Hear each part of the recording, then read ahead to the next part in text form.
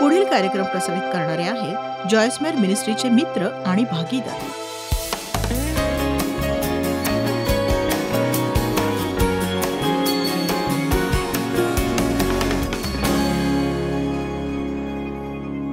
या आठवड्यात मला योग्य निवड करण्याबाबतीतच बोलायचं आहे. कारण इथे या अधिवेशनासाठी उपस्थित असलेले किंवा टी व्हीवरून पाहणारे तुम्ही पुष्कळ जण ख्रिस्ती आहात. ख्रिस्त तुमच्या जीवनात आहे. अपेक्षा आणि प्रार्थना करते तुम्हाला चांगली निवड करण्याची संधी मिळत राहो. पण या जगात कितीतरी लाखो करोडो लोक आहेत जे रोजच चुकीची निवड करत असतात. पण आपण केलेली प्रत्येक निवड हे खरं तर एक बीज असतं आणि पेरलेलं प्रत्येक बीज तुमच्या जीवनात काही ना काही फळ हे आणणारच असतं. या आठवड्यात आपण ज्ञानाविषयी बोलणार आहोत. ज्ञानाविषयी बायबल पुष्कळ काही सांगतं. म्हणजे ज्ञानी असणं कसं चांगलं आणि मूर्ख बनणं म्हणजे कशी मूर्खता आहे. तुम्ही हे लक्षात ठेवा. जर लिहित असाल तर लिहून घ्या. मला विश्वास आहे की ज्ञान ही काही बायबलची व्याख्या नाही आहे, तर ही माझी जॉयसची व्याख्या आहे आणि मला वाटतं ती योग्य आहे. बघा, शहाणपणा योग्य निवड करतो आत्ता, ज्याचे परिणाम मिळतात नंतर. समजलं का तुम्हाला? शहाणपणा योग्य निवड करतो आत्ता, ज्याचे परिणाम दिसून येतात नंतर. चला जरा पैशाविषयी बोलूया. 1 तिमोथी 6:10 पैशाचा लोभ हे सर्व प्रकारच्या वाईटाचे मूळ आहे. पैसा वाईट आहे असं ते सांगत नाही, तर पैशाचा लोभ वाईट आहे. हेच माझं वैयक्तिक मत आहे आणि म्हणूनच देव आपल्याला पैशाचा काही भाग देऊन टाकायला सांगत असतो. बघा, तुमच्या प्रगतीचं संपूर्ण प्रथम फळ ही जीवनभर चालणारी क्रिया आहे. प्रत्येक वेळी तुम्हाला थोडंसं काही मिळालं त्यातून थोडंसं देऊन टाकावं असं देवाला वाटतं. तो असं का करतो? कारण आपण पैशावर प्रेम करू नये असं त्याला वाटतं. आणि एकच मार्ग आहे तुम्ही लोभी न होण्याचा, तो म्हणजे उदार होणं. नक्कीच ऐकताय ना तुम्ही? उदारपणाद्वारे तुम्ही लोभाविरुद्ध लढू शकता असं मी म्हणाले. कोणत्याही गोष्टीपेक्षा आपण लोभाला अधिक घाबरायला हवं, कारण बायबल असं सांगतं की लोभ असणाऱ्यांचं जीवन संपुष्टात येतं. आपण काही काल्पनिक गोष्टींचा विचार करू. असं म्हणूया की जयंतचा चांगला परिवार आहे. त्याची आवडती पत्नी आणि लहान मुलं जी त्याला आवडतात. घरापासून फार दूर नसलेली त्याची नोकरी आहे. तिथे जायला त्याला फार मेहनत लागत नाही. आठवडाभर तो कष्ट करतो पण त्याला ओव्हरटाईम करावा लागत नाही आणि त्याला त्याचा खूप फायदा मिळतो. खरंच चांगले फायदे. तो व्यवस्थापनात नाही आहे, तसंच नेतागिरीतही नाही आहे. पण जयंतचं जीवन झकास आहे. तो देवावर प्रीती करतो. त्याचं कुटुंबावर प्रेम आहे. त्याचं बायकोवर प्रेम आहे. तो आनंदी आहे. त्याच्याकडे शांती आहे. दुसऱ्या कंपनीतून त्याला बोलावणं येतं. त्याच्या चांगुलपणाविषयी त्यांनी ऐकलेलं असतं आणि ते त्याला व्यवस्थापनात नोकरी देतात, जिथे त्याचं स्वतःचं ऑफिस असेल आणि पार्किंगची जागा ज्याच्यावर त्याचं नाव असेल. असं सगळं मोठं भव्य. आणि तो अधिक 4-5 हजार कमवू शकेल. अधिक पैशामुळे आणि बॉस बनल्यामुळे मिळणारा थोडासा अधिकार, यामुळे तो ती नोकरी स्वीकारतो आणि पार्किंगमध्ये स्वतःच्या नावाची पाटी, अशा विविध गोष्टींसाठी. पण आता सत्य हे असतं की त्याच्या हाताखाली काम करायला माणसं असतात. त्याच्यावर अनेक जबाबदाऱ्या असतात. प्रत्येक वेळी कंपनीत काही समस्या आली तर तो तिथे असला पाहिजे. आठवड्याच्या शेवटी त्यानं तिथं असणं क्रमप्राप्त होतं. म्हणजे थोडक्यात पुष्कळ वेळा त्याला चर्च चुकवावं लागायचं आणि पहिल्यासारखा तो घरी राहू शकत नव्हता. जेव्हा असायचा तेव्हा खूप थकलेला, निराश असा असायचा, कारण तो खूप काम करायचा. आणि जेव्हा त्याला पगाराचा चेक मिळाला तेव्हा तर तो हताश झाला, कारण त्यामध्ये आयकर आणि शिक्षण कर आणि वेगवेगळे स्थानिक कर कापले गेले होते. त्याच्या पदरात ती 4-5 हजाराची वाढ पडलीच नाही आणि त्या पदासाठी त्याने अधिक चांगले कपडे घेतले. ऑफिस लांब असल्याने पेट्रोलचा खर्च वाढला. मग कारच्या डागडुजीचाही खर्च वाढला. शेवटी त्याच्या लक्षात आलं की या 600-700च्या वाढीव पगारासाठी त्याने त्याचं सुख शांती विकून टाकली.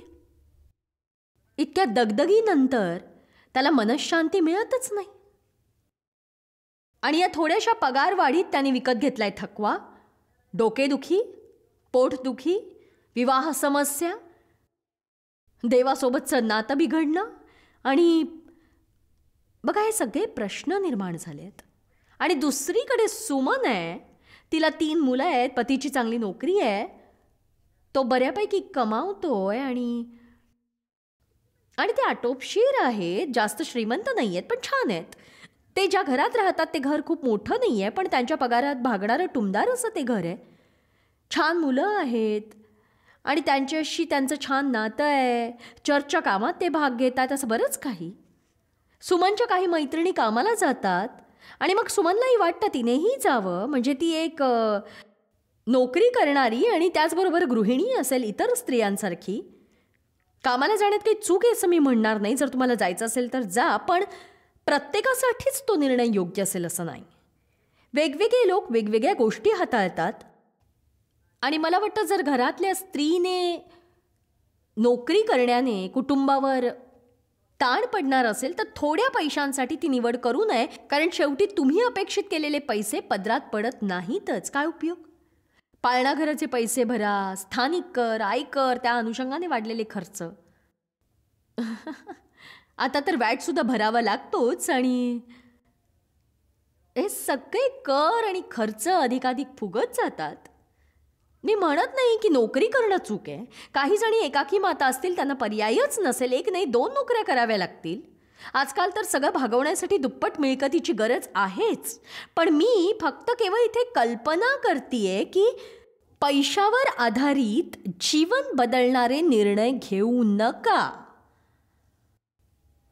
ही मुख्य गोष्ट मी तुम्हाला सांगू पाहते. पैशाला केंद्रस्थानी ठेवून विचार करू नका. त्यामुळे तुम्हाला शांती मिळते का? तुमच्या सगळ्या कुटुंबासाठी ते चांगलं आहे का? नंतर पस्तावावं लागणार नाहीये ना? खूप विचार करा. हे सगळं मिळाल्यावर काय होणार आहे? विचार करा यावर. या क्षणी मी सांगते, तुमच्या शांतीची काहीही किंमत होत नाही. तुमच्या तणावाचीही किंमत करता येत नाही. जर तुमच्या कार्यसूचीमध्ये आणि दिनक्रमामध्ये सतत फक्त धावणंच असेल, नक्कीच आपल्याला समजायला हवं की देवाकडे आपल्यासाठी चांगलं जीवन आहे. या धावण्यापेक्षा जा धावा. मी काय म्हणते तुम्हाला कळतंय का? सांगा मला. देवा करते असं समजून मी बरीच वर्ष ते करत होते. आता बघा, मी जे करत होते ते खरंच करायची गरज होती का? नक्कीच. त्यासोबत अनेक गोष्टींना मी नाही म्हणू शकत होते, ते मी केलं नाही. त्यामुळे मला अधिक वेळ मिळाला असता, पण आता मला तो वेळ मिळणार नाही.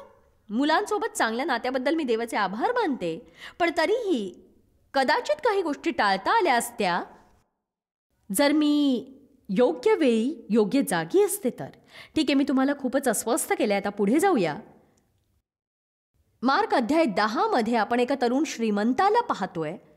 मला वाटतं तुम्ही या व्यक्तीकडे पाहावं, कारण इथे एक धडा आहे पैशाविषयी जो टाळून आपण पुढे जाता कामा नये. एक तरुण अधिकारी येशूला विचारतो, सार्वकालिक जीवन हे वतन मिळावे म्हणून मी काय केले पाहिजे? येशू म्हणतो, खून करू नको, चोरी करू नको, आपला बाप आपली आई यांचा मान राख वगैरे. तो म्हणतो, मी हे सगळं केलंय, अधिक काय केलं पाहिजे? आणि तो म्हणाला की वचन 21, येशूने त्याच्याकडे निरखून पाहिले व त्याच्यावर प्रीती केली व त्यास म्हणाला, प्रीती केली यावर मी भर देते, कारण देव एका कठीण गोष्टीसाठी त्याची तयारी करत होता. त्याने त्याला ती करायला सांगितली कारण त्याची त्याच्यावर प्रीती होती. आता ऐकूया. तुझ्यात एका गोष्टीची उणीव आहे, जा तुझे असेल नसेल ते विकून टाक, हो, गोर गरिबांना देऊन टाक सगळे पैसे, म्हणजे स्वर्गात तुला संपत्ती मिळेल, आणि चल माझ्या मागे ये, मी ज्या मार्गाने जातोय त्या. पुष्कळ लोकांचा गैरसमज आहे की देवाची सेवा करण्यासाठी त्यांच्याकडे काहीही नसावं. असं नाहीये, कारण बायबल सांगतं जसा तुझा आत्मा सुस्थितीत आहे तसे तुला सर्व गोष्टीत सुस्थिती व आरोग्य असावे. देवाला आपण आशीर्वादित असायला हवंय. देवाने तरुणाला असं सांगितलं कारण पैसा ही त्याची समस्या आहे हे त्याला समजलं होतं.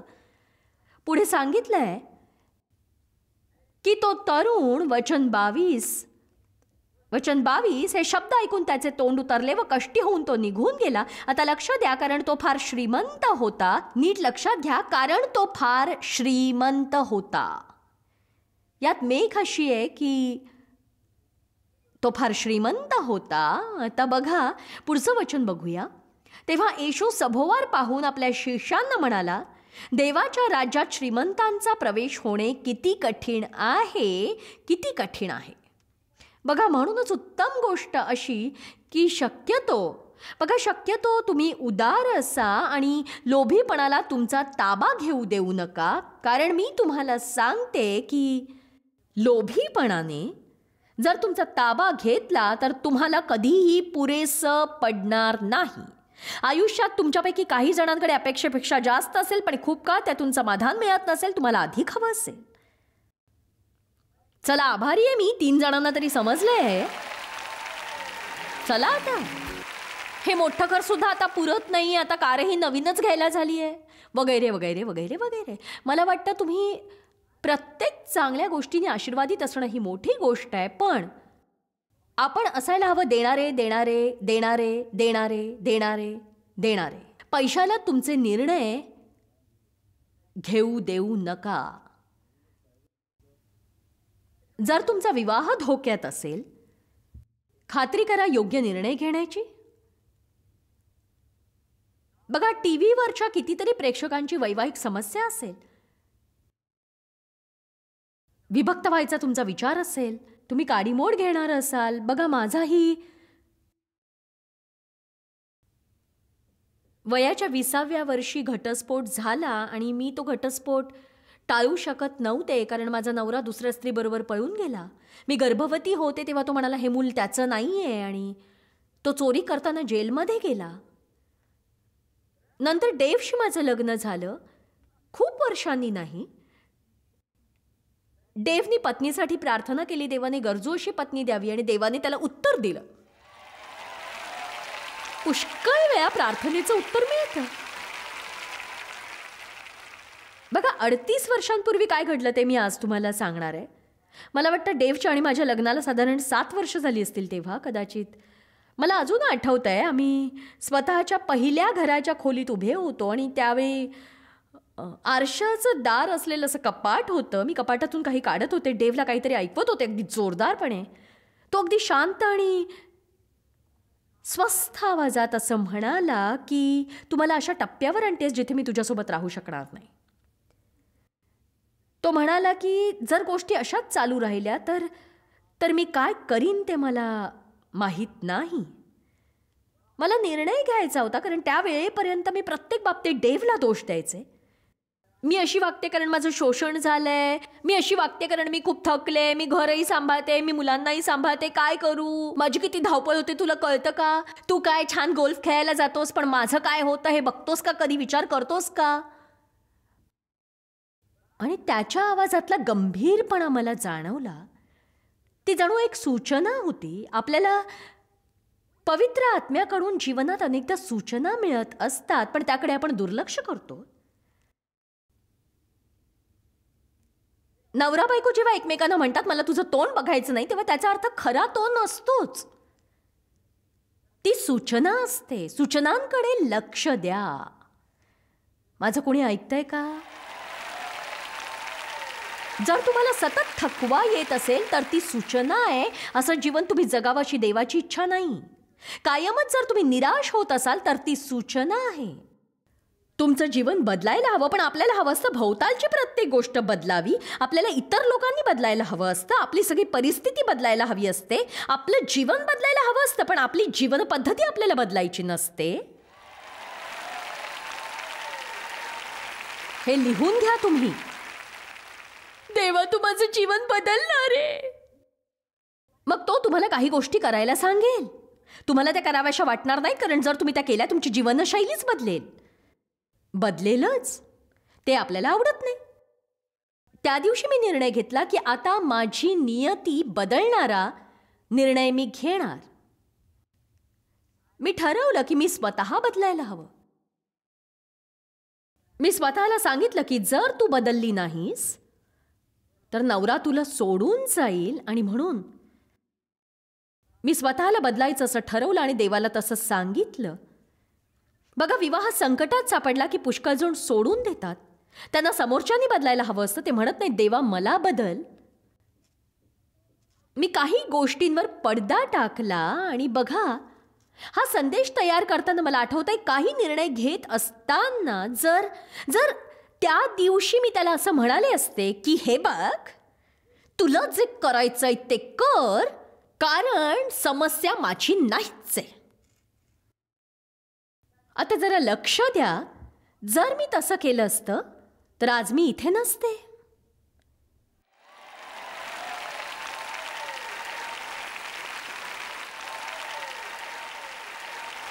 एक सांगू का, जेव्हा मी देवाला मला बदलवायला सांगितलं त्यावेळी एखादी जादूची छडी फिरवल्यासारखं सगळं काही सुरळीत झालं नाही.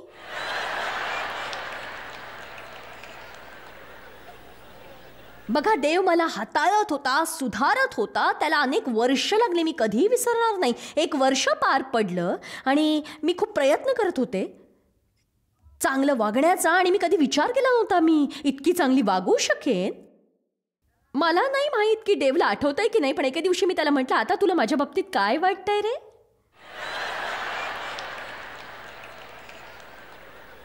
मला अपेक्षा होती असं ऐकण्याची की प्रिय तू किती छान आहेस, पण तो माझ्याकडे बघून म्हणाला ठीक आहे.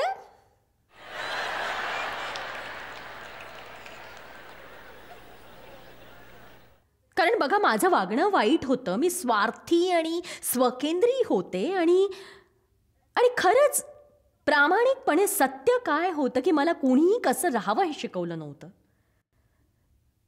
मला चर्चला कसं जायचं माहीत होतं, पण कसं राहायचं माहीत नव्हतं. काही चांगली तत्व होती, म्हणजे येशूचा जन्म, ऐक्यता, प्रभुभोजन, बाप्तिस्मा हे सगळं माहीत होतं, पण कसं जगायचं माहीत नव्हतं. पुष्कळ वर्षांपूर्वी देवाने मला सांगितलं की माझ्या लोकांना कसं जगायचं ते शिकव, आणि मी तुम्हाला कसं जगायचं हे शिकवू पाहतेय. तुम्हाला सार्वकालिक जीवन मिळावं म्हणून येशूने मरण पत्करलं आणि ते जीवन तुम्ही जगावं. ते जीवन तुम्ही जगायला हवंय मला, आणि तुम्ही सतत निराश राहू नये. तसंच कडवटपणा, मत्सर, राग यामुळे सगळ्यांवर चिडलेले असू नये, कारण त्याने तुम्ही सुखी होत नाही. त्यामुळे आपली वाढ होत नाही. आपण म्हणूया मी काही जबाबदारी स्वीकारणार आहे. माझ्यासाठी मीच जबाबदार असेन. मी जर वाईट वागत असेन तर ती तुमची चूक नाही, माझी निवड आहे. ठीक आहे, मी बदलेन, प्रयत्न करेन, पण मग त्यांनीही बदलायला हवं. चला, आता हा मोठा मुद्दा आहे.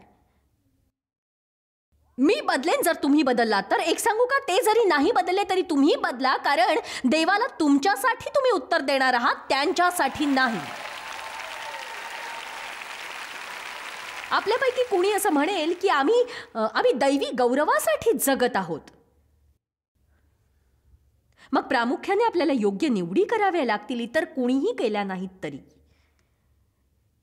यातील पुष्कळ निर्णय जीवन बदलवणारे असू शकतील. नवा निश्चय. आपण अजून दोन वचनं बघूया. अनुवाद अध्याय 7 वचन 1 आणि 2. जेव्हा तुझा देव परमेश्वर, आता तो इस्रायल लोकांशी बोलतोय शत्रूंबाबतीत, ते सगळे म्हणजे असे हित्ती, गिर्गाशी, अमोरी, कनानी असे वेगवेगळे आपले शत्रू असतात. एक सांगू, चिडखोर बॉस, वाईट शेजारी, पाठदुखी, गरिबी, पती पत्नी, या सगळ्याचा कधी कधी वीट येतो आपल्याला. आणि बघा हे सगळे तिथे असतात. म्हणून आता आपण वचन पाहूया. जो देश तू वतन करून घेण्यासाठी जात आहेस तेथे तुझा देव परमेश्वर तुला नेईल, आणि तुमच्यापेक्षा मोठी आणि समर्थ अशी पुष्कळ राष्ट्रे म्हणजे हित्ती, गिर्गाशी, अमोरी, कनानी, परिज्जी, हिव्वी आणि यबूसी ही 7 राष्ट्रे तुझ्या समोरून घालवून देईल. आता नीट लक्ष द्या. आणि जेव्हा तुझा देव परमेश्वर त्यांना तुझ्या हवाली करील, आणि मला विश्वास आहे जर देवाने तुमच्या मनात घातलंय एखादी गोष्ट हाताळण्याविषयी तुमच्या जीवनातली ती वेळ असते, तो ती तुमच्या हवाली करतो. म्हणून तुम्ही वाट बघू नका स्वतःच्या वेळेची. कारण जर ती देवाची वेळ असेल तर त्यावर अभिषेक असेल आणि त्या प्रवाहात सहजपणे ती घडून जाईल. पण जर तुम्ही स्वतःच्या वेळेसाठी थांबलात, जसं 7 वर्षांनी मला माझ्या पतीचा सामना करावाच लागला आणि त्या दिवशी तो तसा का वागला, कारण ती देवाची वेळ होती. त्याने मला पुरेसा वेळ दिला होता भूतकाळातील माझ्या शोषणातून बरं होण्यासाठी. म्हणून देवामध्ये मी बरीच मुळावलेली होते, सोडून पळून जाणार नव्हते. आणि म्हणून त्या विशिष्ट वेळी मला तसं तोंड द्यावं लागलं. माझ्या मनात एक कळ उठली की आपल्या सगळ्यांना ती जाणवतेच, भूतकाळासंबंधी देव तो शत्रू माझ्या हवाली करत होता. जे माझं वाईट प्रकारचं जगणं होतं, वागणं होतं, तो वाईट स्वभाव, तुमचाही वाईट स्वभाव हा तुमचा शत्रू आहे. चला त्या भोळेपणाचा आवाणू नका. स्वार्थीपणा हाही तुमचा शत्रू आहे. स्वतःची कीव वाटत असेल तर तो तुमचा शत्रू आहे. तुमच्या डोक्यावर ओझं असेल तर तो तुमचा शत्रू आहे. जेव्हा तुमचा देव परमेश्वर त्यांना तुमच्या हवाली करतो, तुम्ही त्यावर प्रहार करा, तर लक्ष द्या, तेव्हा तू त्यांचा समूळ नाश कर. त्यांच्याशी करार मदार करू नकोस व त्यांच्यावर दया करू नकोस. आता कळलं तुम्हाला काय करायचं? आपण म्हणतो की हो मला ते हाताळायचंय, पण मग आपण सबबी सांगायला सुरुवात करतो. आपण असे का आहोत या बाबतीत? तुम्ही शत्रू बाबतीत कठोर व्हायला हवं. बायबल सांगतं तुझा डोळा तुला अडखळवीत असेल तर उपटून फेकून दे. जर तुझा हात तुला अडखळवीत असेल तोडून टाक. अशा प्रकारची कठोर भाषा वापरली. त्याचं काय म्हणणं आहे? तुझ्या जीवनात अडखळवणारं काही असेल देवासोबतच्या तुझ्या संबंधात तर ते तोडून टाक आणि त्यापासून सुटका करून घे. त्यासोबत वेळ घालवू नको, त्याच्याशी खेळू नको, त्यासाठी कारणं देऊ नकोस. बदल घडवून आण. कुणीही त्यांना बदलवू शकत नाही. मला हे तुम्हाला स्पष्ट करायचंय. या विचारांनी तुम्ही इथून जाताना जे काही निश्चय तुम्हाला करायचे ते तुम्हाला स्वतःसाठी करायचे, तुमच्यासाठी ते देव करणार नाही. तुम्हाला निर्णय घ्यायचा आहे, मला बदलायचंय, पण देवा मला ठाऊक आहे तुझ्याशिवाय हे होणार नाही. जो काही बदल घडलेला तुला पाहायचा आहे देवा मी तुझी प्रार्थना करतेय. बघा, आपण प्रार्थना करून कायम राहावं. रोज देवाला तुम्ही सांगत राहा तुझ्याशिवाय मी कोणी नाही, तुझ्याशिवाय हा बदल मी घडवू शकत नाही. स्वतःला बदलवणं हे आपलं काम नाही, तर देवाशी सहमत होणं हे आपलं काम आहे. आणि त्यासाठी वचनात राहणं, वचनाचा अभ्यास करणं. वचनामध्ये सामर्थ्य आहे तुमचं तारण करण्याचं. याकोब अध्याय 1. जर तुम्ही वचनाचा अभ्यास केला, फक्त वाचन नाही, काही स्वाध्याय वचनांचा अभ्यास केला आणि कॉलेजच्या अभ्यासाप्रमाणे स्वतःच्या समस्या शोधल्या, मग जर तुम्ही वचनाने स्वतःला भरवलं, तुमची आत्मिक बाजू बळकट होईल शारीरिक बाजूपेक्षाही, आणि देव तुम्हाला विजय देईल. युद्ध सुरू आहे आणि तुम्ही कधीही शत्रूला जिंकू देणार नाही. शत्रूंपासून सुटका मिळवण्याची हीच वेळ आहे. योग्य निवड करा. कुणी आमेन म्हणणार आहे का सांगा मला?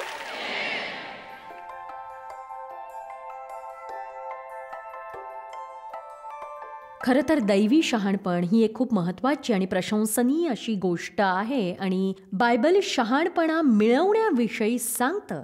नीतिसूत्र अध्याय 8:11 म्हणतं, मोत्यापेक्षा ज्ञान उत्तम आहे. सर्व इष्ट वाटणाऱ्या वस्तू त्याच्याशी तुल्य नाहीत.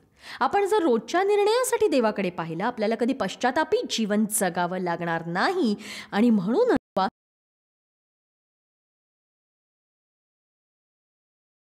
जॉयस मेयर मिनिस्ट्रीज करता तुम्ही खूप मौल्यवान आहात. आम्हाला तुमचं कौतुक आहे आणि जगभरामध्ये हे सेवा कार्य शक्य करण्याकरता आम्ही आमच्या मित्रांचे आणि पार्टनर्सचे आभारी आहोत.